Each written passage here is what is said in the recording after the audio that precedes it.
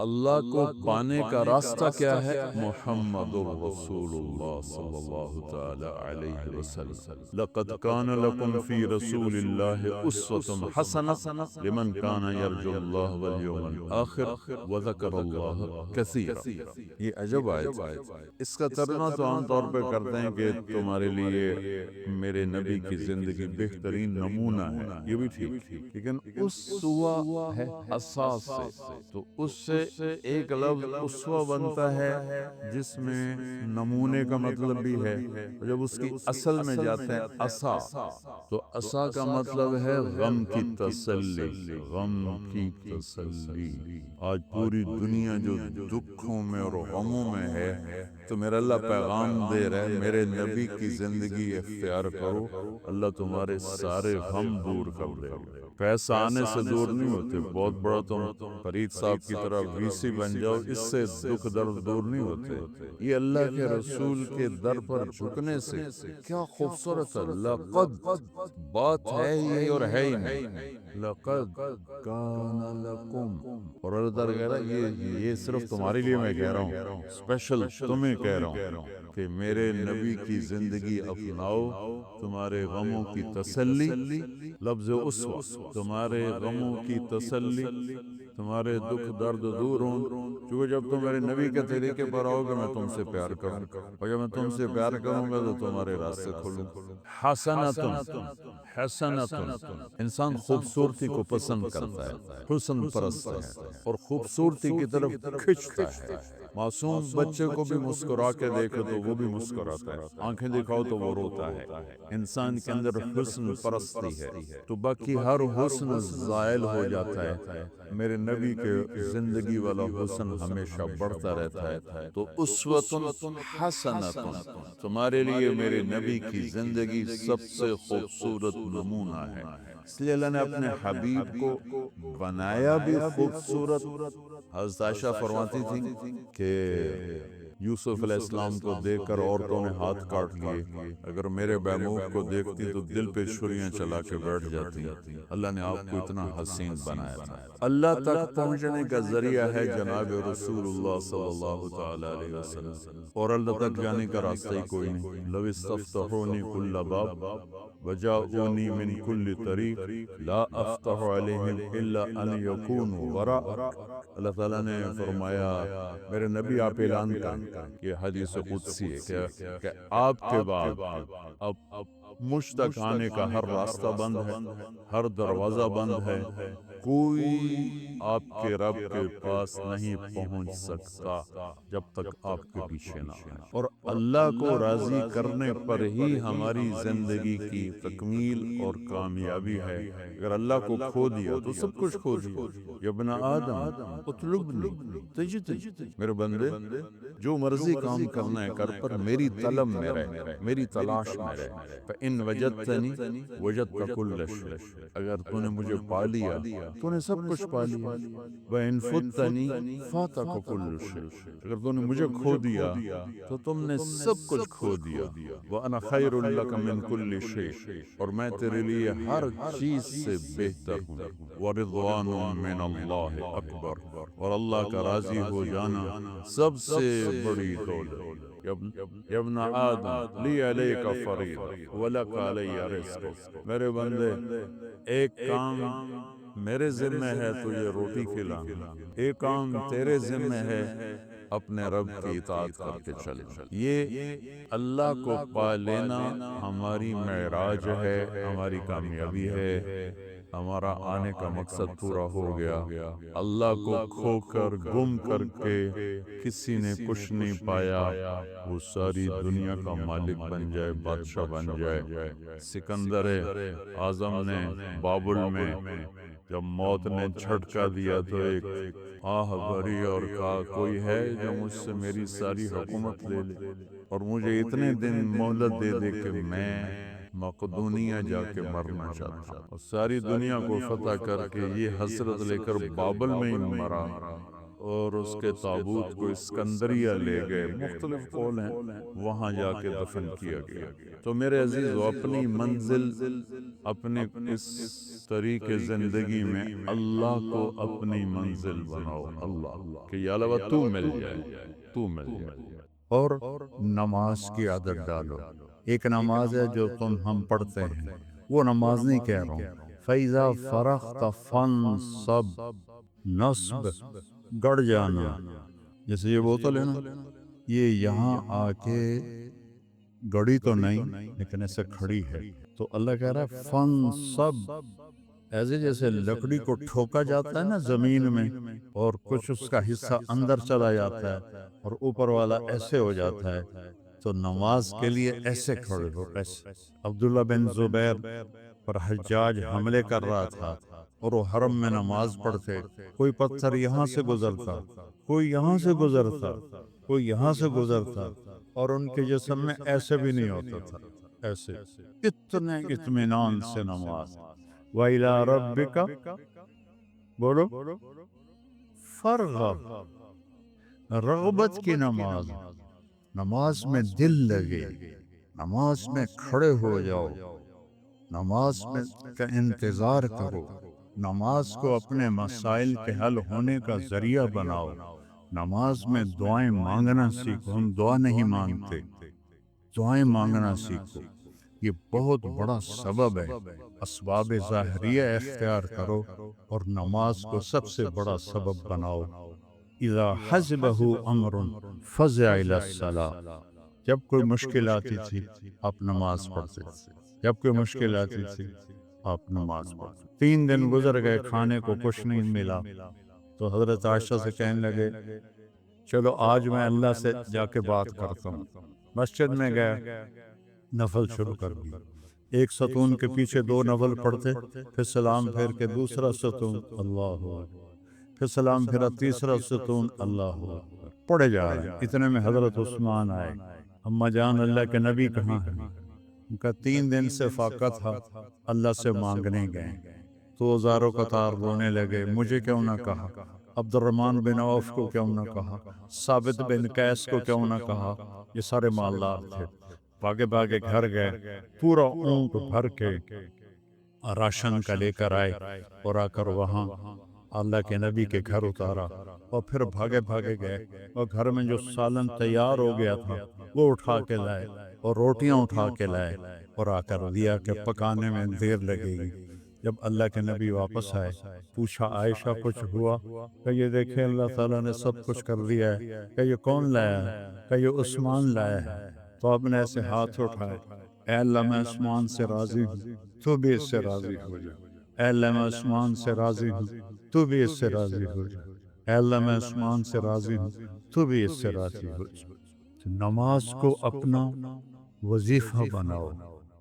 یہ آج کل کے یہ سوشل میڈیا اور بہت سے ایسے نادان لوگ، یہ وظیفہ پڑھو، یہ وظیفے پڑھو، یہ پڑھو، یہ پڑھو، یہ سب فضولیات ہیں۔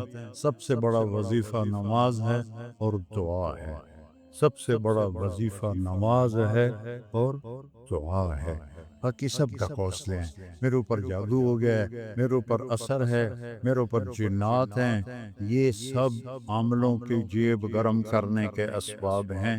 یہ کچھ بھی نہیں ہے، سب بک بک ہے، سب بک بک ہے۔ کبھی اس چکر میں نہ پڑنا کہ میرے اوپر جادو کر دیا گیا ہے، میری بندش کر دی گئی ہے، اولاد کی بندش ہو گئی ہے، کاروبار کی بندش ہو گئی ہے۔ نماز جو موجود ہے، اللہ جو موجود ہے، تو کبھی عاملوں کے چکر میں نہیں پڑنا۔ کبھی جو وظیفے بتانے والے ہیں 1000 دفعہ یہ پڑھو، 1000 دفعہ یہ پڑھو، میرے سر میں درد ہے۔ اور ایک بزرگ کہنے لگے کہ آپ 1000 دفعہ سورہ اخلاص پڑھا کرو۔ میں کہا جی پھر تب پہلے انہیں ہور درد ہوا جاوے گا جو میں سر درد نال میں 1000 واری سورۃ اخلاص پڑھا کے میرے کو تا نماز دی رکعت وچ کولو اللہ مشکل پڑی جاندی ہے۔ میں کہا جی یہ وظیفہ تسی اپنے کول ہی رکھو، یہ میرے واسطہ کوئی نہیں ہے۔ میرے نبی نے وظیفہ بتایا، نماز پڑھو، دعا مانگو، نماز پڑھو، دعا مانگو، صدقہ کرو، سخی بنو، بخیل نہ بنو، بخیل سے اللہ دوستی لگاتا نہیں، اور سخی سے اللہ دوستی توڑتا نہیں، چاہے فاسق ہو۔ اور سخاوت کا مطلب کوئی بہت زیادہ خرچ کرنا نہیں ہے، وہ دل کی کیفیت کا نام ہے، وہ دل کی کیفیت کا نام ہے۔ تو غریب بھی سخی ہو سکتا ہے، مالدار بھی ہو سکتا ہے، غریب بھی بخیل ہو سکتا ہے، مالدار بھی ہو سکتا ہے۔ بخل خود پیدا ہوتا ہے، سخاوت کو پیدا کرنا پڑتا ہے۔ سخی بنو، مولویوں میں سخاوت بہت کم ہے، بلکہ ہے ہی کوئی نہیں، کیونکہ شروع سے لینے کا جو کام شروع ہو جاتا ہے تو دینے کو دل ہی نہیں کرتا۔ تو دینا سیکھو تاکہ اللہ تمہیں دے، کھلانا سیکھو اللہ تمہیں کھلائے، پلانا سیکھو اللہ تمہیں پلائے۔ پھر سب سے بڑی سخاوت ہے جس پہ ناراضگی ہے معاف کرو، سب سے بڑی تواضع ہے جس پہ زیادتی کی ہے اس سے جا کے معافی مانگنا۔ معافی مانگنا اس سے بڑی تواضع کوئی نہیں، معاف کر دینا اس سے بڑی سخاوت کوئی نہیں ہے۔ اور اللہ کو سخی سے پیار ہے، وہ فاسقی کیوں نہ ہو۔ سامری نے بچڑے کی پوجا کروائی، اللہ نے کہا ان سب کو قتل کرو، وہ قتل ہو گئے۔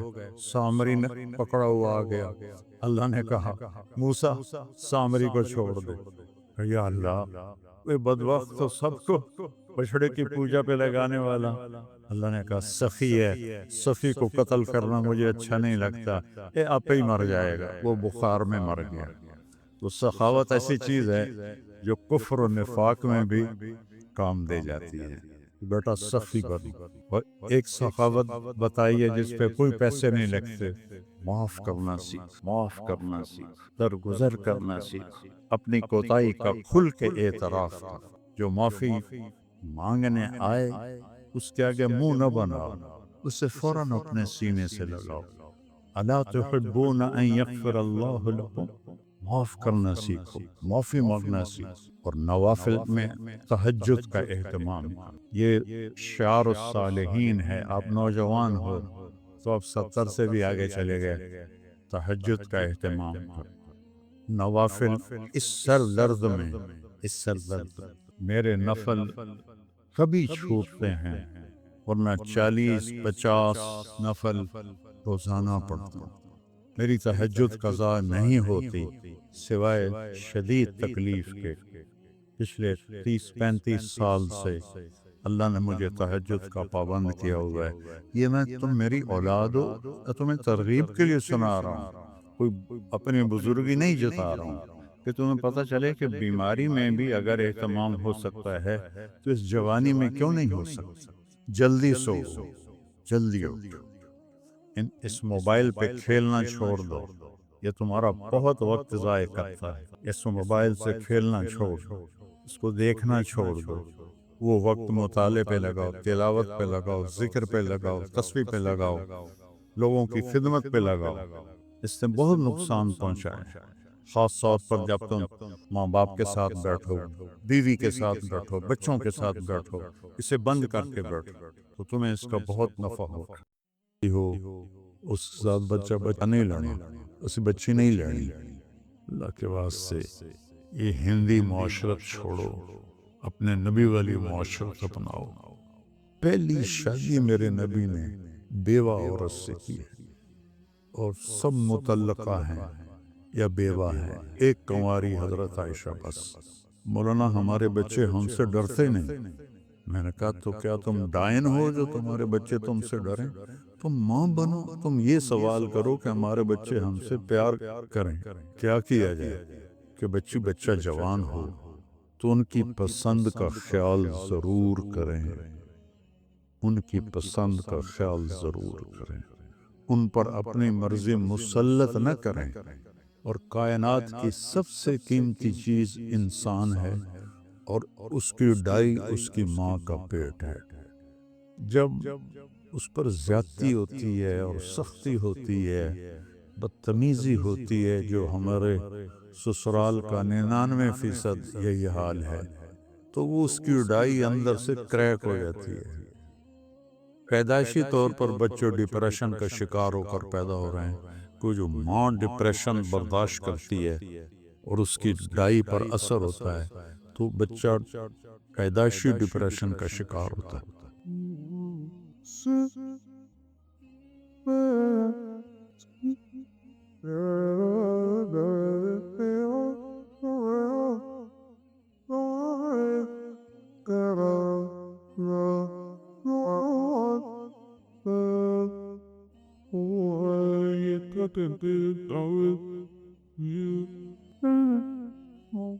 السلام علیکم ورحمۃ اللہ وبرکاتہ۔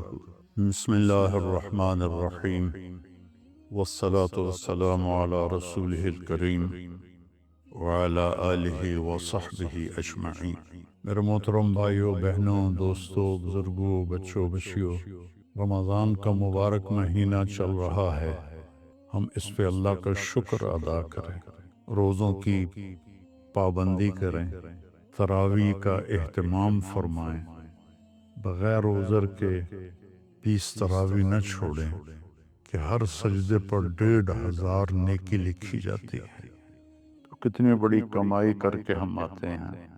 آپ 8-10 پڑھ کے چلے جائیں تو کوئی گناہ نہیں کیا آپ نے، لیکن آپ نے نقصان کیا ہے کہ رمضان میں نوافل فرض کے درجے میں چلے جاتے ہیں۔ تو ہیں وہ نفل، لیکن لکھا جا رہا ہے فرض، اور فرض سجدہ کتنا قیمتی ہے یہ آخرت میں ہی معلوم ہوگا۔ قرآن پاک کی تلاوت فرمائیں، پھر جھوٹ نہ بولیں، دھوکے بازی نہ کریں، فراڈ نہ کریں، کسی کے ساتھ بدتمیزی نہ کریں، اور اس قرآن کو سینے سے لگا کے، یہ واحد کتاب ہے جو آسمان سے جیسے اتری تھی آج بھی ویسے ہی ہے، لا ریب فیہ، شک سے بالا تر ہے، کوئی اس میں تبدیلی نہیں ہوئی، کسی نے زیادتی نہیں کی، کسی نے کمی نہیں کی۔ انا نحن نزلنا الذکر وانا لہ لحافظون، ہم نے قرآن کو اتارا اور ہم اس کی حفاظت کرتے رہیں گے۔ کچھ نادان قسم کے لوگ ہیں جو کہتے ہیں یہ قرآن وہ نہیں ہے، یہ قرآن بدل گیا ہے، تو میں ان سے گزارش کروں گا اس کے بارے میں ایمان بنائیں کہ یہ وہی کتاب ہے جو میرے نبی پر اتری اور آج ہمارے ہاتھوں میں ہے، اور قیامت تک رہے گی، جب اللہ اس کو کوئی بدل نہیں سکتا، گھٹا بڑھا نہیں سکتا، ہاں اس کو اٹھا لے گا۔ قیامت کے قریب ایک دن آئے گا، صبح لوگ اٹھیں گے، جب قرآن دیکھیں گے تو سب خالی ورقے ہوں گے، ایک لفظ بھی نہیں لکھا ہوا ہوگا۔ اس طرح اللہ اس کو اٹھا لے گا، چونکہ یہ اللہ کی زبان سے نکلا ہوا کلام ہے، اسے کوئی بدل نہیں سکتا۔ تورات اللہ نے لکھوائی، بولی نہیں۔ زبور اللہ نے لکھوائی، اپنی زبان سے نہیں بولی۔ انجیل اللہ نے لکھوائی، اپنی زبان سے نہیں بولی، اس لیے وہ ساری تبدیل ہو گئیں، اور یہ اللہ کی زبان سے نکلا ہے، اسے کوئی نہیں بدل سکتا۔ لا یاتیہ الباطل من بین یدیہ من خلفہ، اس کے اندر کوئی ملاوٹ نہیں کر سکتا، نہ کوئی جھوٹ ملا سکتا ہے، نہ جھوٹ مل سکتا ہے۔ تو میں 2 لفظ پر آج پہلے بات کروں گا کہ روزے کا بیان چل رہا ہے، تو روزے میں اللہ تعالیٰ ایک جگہ فرماتا ہے ہن لباس لکم وانتم لباس لہن، کہ تمہاری بیویاں تمہارے لباس ہیں، اور عورتوں سے کہتا ہے تمہارے خاوند تمہارے لباس ہیں۔ یہ تشبیہ پورے قرآن میں کسی رشتے کی اللہ نے نہیں دی جو خاوند اور بیوی کی اللہ تعالیٰ نے تشبیہ۔ خاوند اور بیوی کا رشتہ کتنا ضروری ہے۔ ہمارے ہاں تو ہندی معاشرہ ہے، کسی کی بیوی فوت ہو جائے تو اس کو لڑکی نہیں ملتی، اور کسی کا خاوند فوت ہو جائے تو اس سے خاوند نہیں ملتا، کوئی بیوہ ہو جائے، مطلقہ ہو جائے، اس کا کوئی رشتہ نہیں پوچھتا، ایک آدھ بچہ ہو تو وہ بیچاری اسی کے ساتھ ہی گزار دیتی ہے، اس کا کوئی رشتہ مانگنے بھی نہیں آتا۔ میں چاٹ گیا تھا، وہاں میں نے معاشرت دیکھی کہ 8 بچوں کی ماں کو بھی طلاق ہو جائے تو عدت کے بعد فوراً اس کی شادی ہو جاتی، اور جو خامد ہوتا ہے وہ 8 بچوں کو سنبھال لیتا ہے، نہ کہ غریب ملک ہے بالکل، اور یہاں سب کچھ ہے لیکن کہیں کبھی کسی بیوہ کی شادی ہو، اس کے ساتھ بچے ہو تو کہیں جی اسے بچہ نہیں لانا، اسے بچی نہیں لانی۔ اللہ کے واسطے یہ ہندی معاشرت چھوڑو، اپنے نبی والی معاشرت اپناؤ۔ پہلی شادی میرے نبی نے بیوہ عورت سے کی ہے، اور سب متعلقہ ہیں یا بیوہ ہیں، ایک کنواری حضرت عائشہ بس۔ تو لباس کے لیے کیا ہے، ہم کتنی احتیاط سے رکھتے ہیں، خاص طور پر عورتیں اپنے لباس کا کتنا خیال کرتی ہیں، کیسے وہ ایسے لٹکا کے رکھتی ہیں تو اس کی کریز خراب نہ ہو۔ مرد اپنے لباس کا کیسے خیال کرتے ہیں کہ اس کو لٹکا کے رکھتے ہیں، کریز خراب نہ ہو، پھر جب پہن لیتے ہیں ایسے ویسے دیکھتے ہیں میں کیسا لگ رہا ہوں، تو آپ کو کتنا ہی غصہ آیا ہو۔ کبھی آپ نے اپنا گریبان پھاڑا ہے؟ آپ اگلے کا گریبان پکڑو گے وہ تیری ایسی تیسی، اپنا نہیں پکڑو گے۔ تو اگر آپ اپنی بیوی کو بے عزت کر رہے ہیں تو آپ نے اپنا کرتا پھاڑ دیا ہے۔ کوئی آپ کو عقل مند کہے، آپ اتنی حفاظت کرتے ہیں کہ کھانا کھانے سے پہلے اوپر رومال بچھاتے ہیں، ہوٹلوں میں بھی ملتا ہے، اب گھروں میں بھی ہوتا ہے، کہ تاکہ کھانے کے کوئی ذرات یا سالن کا کوئی قطرہ وہ کرتے پر پڑ نہ جائے۔ اتنی احتیاط کرتے ہیں۔ اتنی سی احتیاط آپ کر لیں اپنی بیوی کی اور بیوی اپنے خامند کی، کہ ایک دوسرے کو برداشت کر لیں۔ جو اللہ کی قسم کھا کے کہتا ہوں، ضد چھوڑنے میں اور جھک جانے میں ساری کامیابیاں اور عزتیں چھپی ہوئی ہیں۔ میرے ساتھ اللہ نے شہرت کا عجب معاملہ کیا تو مجھے بہت مسائل کا سامنا کرنا پڑا، تو اللہ تعالیٰ نے مجھے ان 2 چیزوں کی توفیق عطا فرمائی۔ میں ضد کے آگے ہار مان جاتا تھا، پیچھے ہٹ جاتا تھا، اگلے کی پوری کر دیتا تھا، اور جتنا بھی مجھے اوپر کچھ ہوا میں سر نیچے جھکا کے رکھا۔ میں نے کبھی جواب نہیں دیا، کبھی ترکی بترکی جواب نہیں دیا، کبھی ضد کو ضد سے نہیں توڑا، اپنی ضد کو توڑ دیا اور اپنے آپ کو نیچے جھکا لیا۔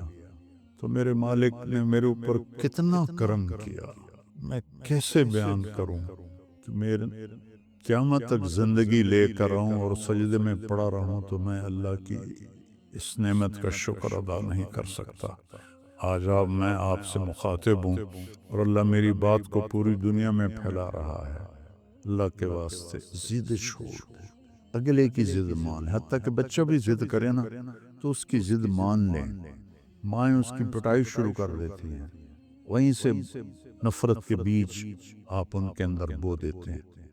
ایک جگہ میں تھا تو خواتین جمع تھی تو کہنے لگی مولانا ہمارے بچے ہم سے ڈرتے نہیں۔ میں نے کہا تو کیا تم ڈائن ہو جو تمہارے بچے تم سے ڈریں؟ تم ماں بنو، تم یہ سوال کرو کہ ہمارے بچے ہم سے پیار کریں، کیا کیا جائے؟ یہ بھی کوئی سوال ہے کہ ہمارے بچے ہم سے ڈرتے نہیں؟ ڈرانا نہیں ہے، قریب کرنا ہے۔ تو جھک جاؤ، آپ کا گھر آباد ہو جائے گا۔ اللہ کی قسم کھا کے کہتا ہوں آپ کے گھر میں خوشیاں رہیں گی۔ اگر آپ ضدوں پر رہیں گے تو پھر اپنے کپڑے پھاڑیں گے۔ اپنے کپڑے پھاڑنے والا یا پاگل ہوتا ہے یا بے عقل ہوتا ہے۔ تو ایک تو تشبیہ یہ ہے جس میں اللہ تعالیٰ نے ہمیں اتنا خوبصورت سمجھایا ہے کہ ہن لباس لکم وانتم لباس لہن۔ پھر اس سے ایک اور مطلب بھی نکلتا ہے، جب ہم چھوٹے تھے ہماری مائیں ہمیں جو کپڑے پہناتی تھے وہ ہم پہن لیتے تھے۔ جب ہم بڑے ہوئے تو ہم اپنی پسند کا کپڑا خود لینے لگے اور خود یا خریدا یا منگوایا اپنی پسند کا۔ تو اس میں یہ اشارہ ہے کہ بچہ جوان ہو تو ان کی پسند کا خیال ضرور کریں، ان کی پسند کا خیال ضرور کریں، ان پر اپنی مرضی مسلط نہ کریں۔ وہ اگر خوشی سے مان رہے ہیں شکر ہے اللہ کا، لیکن مثلاً بیٹا کہہ دیتا ہے کہ اماں میں نے یہاں شادی نہیں کرنی، یہ بیٹی کہہ دیتی ہے اماں میں نے یہاں شادی نہیں کرنی، وہ اللہ کے واسطے ان کے اوپر زبردستی نہ کرو، جبر نہ کرو، یہ اللہ نے ان کو حق دیا ہے، لڑکے کو بھی لڑکے کو بھی اللہ نے حق دیا ہے کہ وہ انکار کر دے۔ اس کو لڑائی نہ بناؤ، اس کو نافرمانی نہ سمجھو بچوں کی، یہ بچے اور بچی کا حق ہے، تو ماں باپ اس کی رعایت کریں، زبردستی کی شادیاں نہ کریں۔ بہت تباہی مچتی ہے، بہت تباہی مچتی ہے۔ عمر گزر گئی ان کے بھیانک انجام دیکھتے ہوئے، جہاں ماں باپ نے ٹھونس دیا لڑکی پر کہ ایتھے ہی کرنی ہے، یا بیٹے پر ٹھونس دیا ایتھے ہی کرنی ہے، نہیں تو گھروں نکل جا۔ یہ اس قسم کی فضول باتیں، یا ہم نے تو بس ارائیوں میں کرنی ہے، ہم نے تو جٹوں میں کرنی ہے، ہم نے تو راجپوتوں میں کرنی ہے۔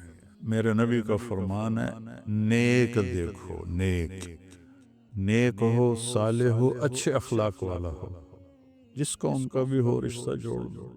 میرے نبی نے اپنی ایک بیٹی اپنے گھرانے میں دی حضرت علی علیہ السلام کو، باقی تینوں بیٹیاں اپنے خاندان سے باہر دی ہیں۔ حضرت عثمان کو جو بنو امیہ میں سے تھے 2 بیٹیاں ان کو دی، ابو العاص کو بڑی بیٹی حضرت زینب دی۔ تو رشتوں میں اس بات کا خیال رکھیں کہ بچوں کی رائے کا خیال رکھا جائے۔ بات لمبی ہو رہی ہے لیکن ضروری ہے۔ حضرت علی رضی اللہ تعالیٰ عنہ علیہ السلام تشریف لائے حضرت فاطمہ کا رشتہ مانگنے، اور جبریل پہلے آ گئے تھے کہ یا رسول اللہ، اللہ نے علی اور فاطمہ کا رشتہ طے کر دیا ہے۔ تو جب آ کر بیٹھے تو شرمندگی سے بول نہ سکے، تو آپ نے خود فرمایا علی کیسے آئے؟